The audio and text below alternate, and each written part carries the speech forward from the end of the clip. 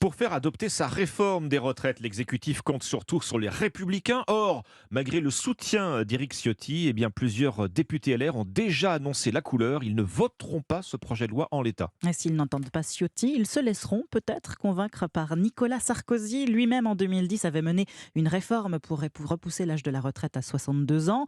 L'ancien président de la République, jusqu'ici silencieux sur la réforme des retraites, appelle sa famille politique à soutenir le projet de loi dans une interview à paraître demain dans le Figaro Magazine, Arthur Delaborde.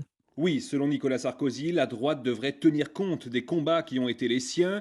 Cette prise de position de l'ancien président, toujours très écouté au sein de sa famille politique, tombe à pic pour l'exécutif. Au moment où les députés LR se divisent sur l'attitude à adopter, le gouvernement aura en effet besoin d'une quarantaine de leurs voix pour faire adopter son texte et éviter un recours au 49.3. L'ancien locataire de l'Élysée livre notamment sa propre vision de la concertation sur un dossier aussi sensible.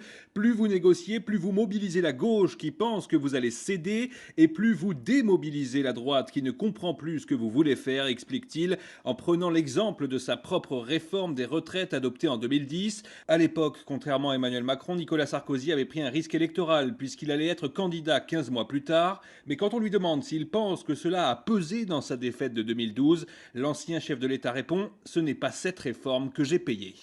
Arthur Delaborde.